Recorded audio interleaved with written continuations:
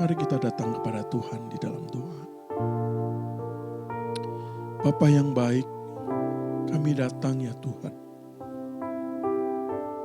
Pujian ini bukanlah hanya sekedar ucapan di mulut bibir kami, supaya kelihatan manis didengar di telingamu ya Tuhan. Tetapi sesungguhnya adalah satu kebenaran yang paling hakiki.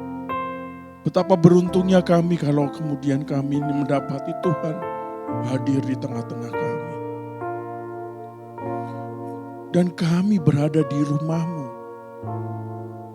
Kami berada di pelataran-Mu saja sudah sungguh amat senang. Apalagi di rumah-Mu ke dalam, menikmati hadirat-Mu bersama-sama dengan-Mu ya Tuhan. Meskipun kami punya rumah di dunia, tetapi pujian ini mengingatkan rumah-Mu berkali-kali, 1000 kali, bahkan mungkin berjuta-juta kali lebih baik daripada rumah kami ya Tuhan. Dan biarlah Tuhan sebagai bagian dari tindakan iman kami yang demikian, kami datang ke hadirat-Mu malam ini. Di dalam doa, datang ke rumah Tuhan, datang ke hadirat Tuhan. Meskipun ada di antara kami yang mengikuti doa secara jarak jauh, mereka berada di rumah masing-masing. Tetapi hadirat-Mu itu perlambang ada Engkau tinggal, ada Engkau hadir. Jadi bukan hanya berbicara tentang fisik bentuk gereja, tetapi kehadiran-Mu di hidup kami dan hati kami ya Tuhan. Kami merindukan senantiasa Engkau hadir. Berbicaralah Tuhan kepada kami. Dan berikanlah waktu untuk kami boleh bercengkrama, berdoa, bercakap-cakap dengan-Mu ya Tuhan. Di dalam nama Tuhan Yesus, kami berdoa. Amin. Jemaat yang dikasihi oleh Tuhan, City of God. Kalau di dalam bahasa Latin judulnya adalah The Civitate Dei. Jadi bicara tentang kota yang Allah itu ada dan dibangun oleh Allah sendiri. Karya ini bukan berangkat dari hikmatnya Santo Agustinus atau Bapak Agustinus, Bapak Gereja Agustinus saja. Tetapi lebih daripada sebagai bahan perenungan dan pemikiran ketika dia membaca firman, membaca bagian firman. Dia merasakan bahwa betapa menariknya kalau dia tinggal bersama-sama dengan Tuhan.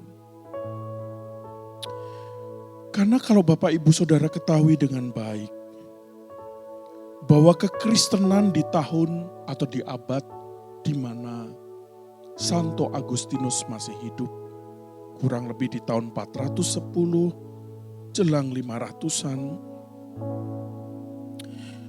bangsa Roma itu mengalami yang namanya penjarahan oleh bangsa Visigot.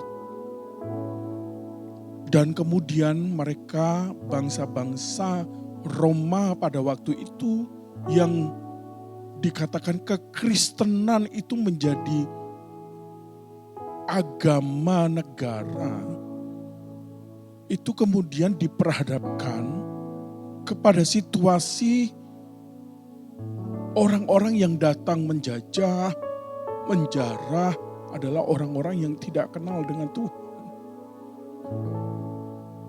Sehingga ada banyak orang pada waktu itu berkata bahwa pasti gara-gara kita masuk Kristen, kita meninggalkan dewa-dewa, maka kemudian kita dihukum, kemudian didatangkan penjajah.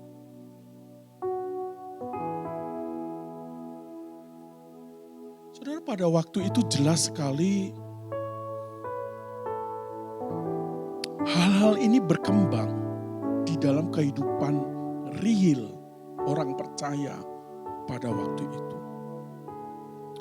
Mereka lebih banyak berspekulasi bahwa semua penderitaan ini gara-gara kita masuk Kristen. Kita meninggalkan dewa-dewa yang lalu. Sehingga Agustinus perlu meluruskan bagian ini. Agustinus kemudian membuat buku yang ceritanya tentang City of God. Bicara tentang argumen-argumen bahwa bencana yang menimpa Roma jauh sebelumnya itu sudah ada. Jadi dia mau bilang sejarah Roma itu berkali-kali juga sebelum kenal kekristenan juga mengalami banyak penderitaan. Jadi penderitaan bukan hanya dikenal pada waktu mereka jadi Kristen. Sebelum jadi Kristen pun mereka menderita. Lalu di buku ini pula, Santo Agustinus itu juga mengkritik terhadap keberadaan dewa-dewa Romawi yang pada waktu itu masih ada. Tidak dihancurkan. Walaupun istilahnya mereka berkata mau mengenang sejarah. Padahal kekristenan sedang berbicara jangan ada bagimu patung dan kamu menyembahnya. Sehingga hal inilah yang membuat dia menuliskan dengan sangat keras kritik terhadap praktek-praktek kekristenan yang bercampur dengan penyembahan berhala. Bagian yang kedua dari tulisan itu menceritakan tentang Civitas Dei, kota Allah itu. Kota Allah yang berisi orang-orang yang mengutamakan cintanya kepada Tuhan. Warganya hidup berdasarkan roh dan hanya mencari kemuliaan surgawi yang kekal. Meskipun mereka tinggal di dunia, mereka tahu bahwa mereka tidak selama-lamanya ada di dunia. Tujuan akhirnya adalah surga. Sehingga kalau dibandingkan dengan Civitas Terrena, kota dunia atau kota manusia adalah berisi orang-orang yang mengutamakan cinta bukan terhadap Tuhan, tapi cinta terhadap diri sendiri. Sehingga mereka mengabaikan keberadaan Tuhan.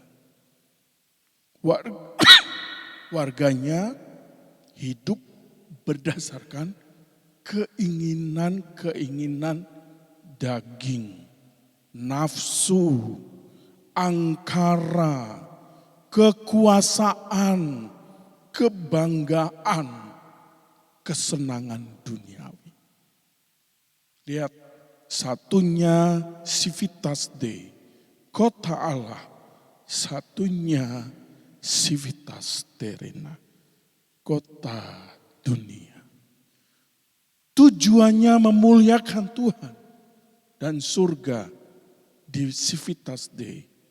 Civitas Terrena tujuannya adalah hal-hal kejayaan duniawi dan kebinasaan. Saudara, ini menjadi pengingatan. Tahun 500, Bapak gereja sudah begitu merasakan ada yang gak beres di dalam kekristenan. Dan rasanya praktek-praktek itu juga nyata sampai dengan hari ini. Ada banyak bukan kota-kota yang kita tinggali adalah kota-kota yang bukan merepresentasikan Civitas Dei. Tapi merepresentasikan apa? Civitas Terrena. Saudara, kita tidak sedang mendescribe dan mendiskreditkan tentang kota-kota duniawi adalah jelek. Kota-kota yang kita tinggali semuanya penuh dengan dosa. Karena hal yang paling menarik,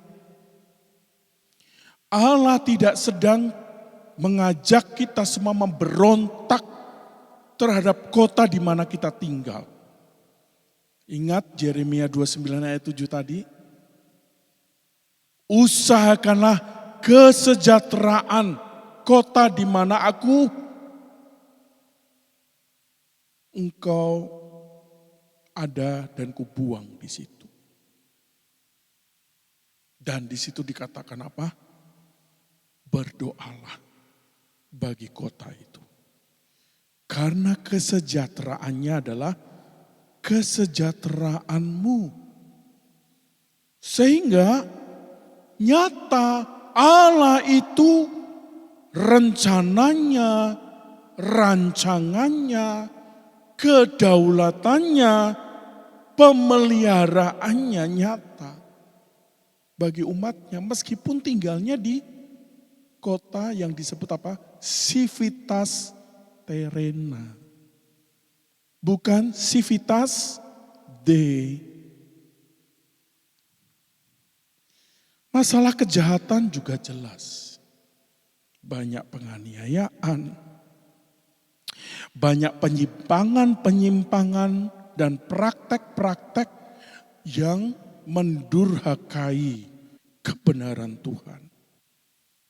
Tidak ada lagi yang namanya keadilan. Agustinus terkenal dengan kutipannya yang menarik. Yang di situ dikatakan bahwa sebuah negara kalau tanpa keadilan maka hanyalah sekelompok besar perampok. Ngeri gak sih? Pemikiran ini matang bukan karena lahir dari pemikirannya Agustinus. Tapi dari perenungan firman Tuhan. Jadi kalau sampai rakyat mengalami ketidakadilan di tengah-tengah negara yang harusnya memperjuangkan keadilan, maka kita sedang dirampok oleh sekelompok orang. Saudara, ini yang menjadi dasar bahwa kekristenan dibutuhkan. Kekristenan harus hadir di tengah-tengah kota yang disebut Civitas Terrena itu. Allah berkali-kali juga bilang melalui Yesus ketika Yesus melayani, aku mengutus engkau bukan di tengah-tengah domba dan kawanannya, tetapi mengutus engkau di tengah-tengah serigala. Dan ini penting jadi catatan kita bersama. Jadi artinya kalau kita mengalami penderitaan, bahaya, atau apapun juga, sebetulnya kita nggak perlu kaget. Saudara. Karena kita berada di apa? Civitas Terrena. Ciri-cirinya tadi sudah ada. Dan kita tetap harus melihat kita nantinya tinggal bukan di Terrena, tapi di Civitas Dei, kota Allah itu. Jadi saudara yang dikasihi oleh Tuhan,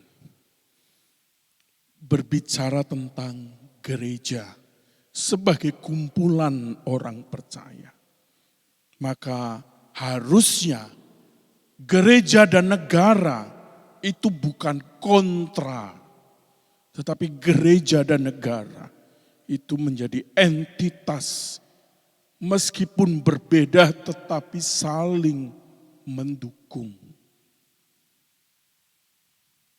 Saudara, di tengah banyak carut marut kejahatan, praktek-praktek duniawi, yang ada di negara manapun, termasuk kita tinggal sekarang. Kita seharusnya mulai memikirkan bagaimana gereja bertanggung jawab terhadap semuanya. Negara hanya sebagai alat, maka Agustinus berargumen negara ada karena manusia jatuh di dalam dosa. Pada waktu Israel dipimpin oleh Tuhan, Israel pernah bilang apa? Angkatlah bagi kami seorang raja. Betul? Padahal Tuhan itu raja atas mereka. Tetapi mereka menyuarakan angkatlah sama seperti bangsa-bangsa di luar sana. Negara-negara di luar Israel sana loh. Punya pemimpin, punya raja. Saya juga kepingin punya raja. Gila enggak? Itu kayak Tuhan itu dikudeta sama umatnya sendiri.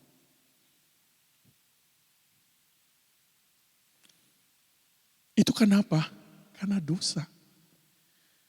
Jadi penampakan negara yang lahir daripada dosa, maka sesungguhnya bisa saja negara itu diliputi dengan manusia yang penuh dengan dosa.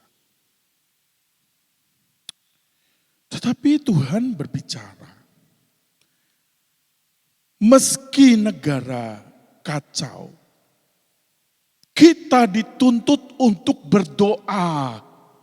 Kita dituntut untuk memperjuangkan kesejahteraan juga. Kita dituntut untuk mencegah kalau negara kacau, gereja harusnya tampil untuk mencegah kekacauan yang terjadi. Jadi ketaatan inilah yang harusnya dimunculkan oleh orang percaya. Jadi orang Kristen harus menjadi warga negara yang baik. Tuhan Yesus bilang, apa yang ada di mata uang itu gambar raja.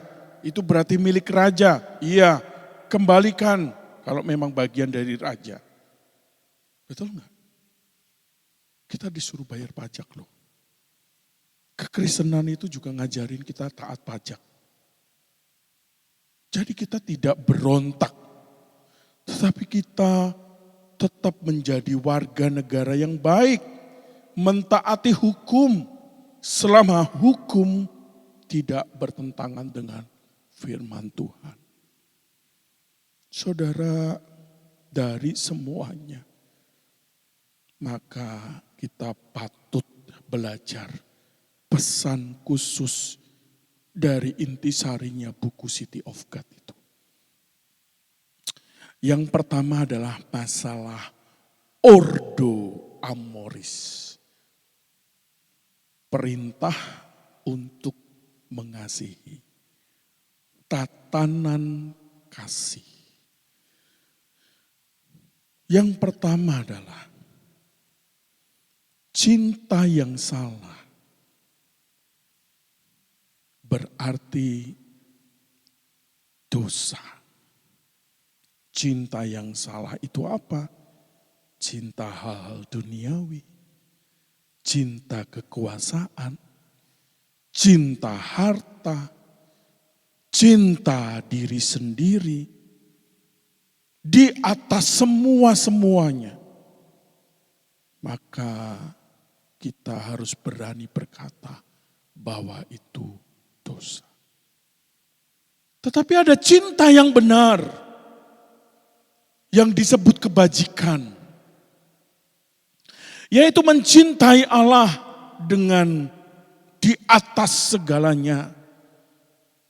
Mencintai hal-hal duniawi secukupnya saja. Sebagai alat untuk mencintai dan memuliakan Tuhan. Saudara, kita nggak alergi loh dengan dunia, betul nggak sih?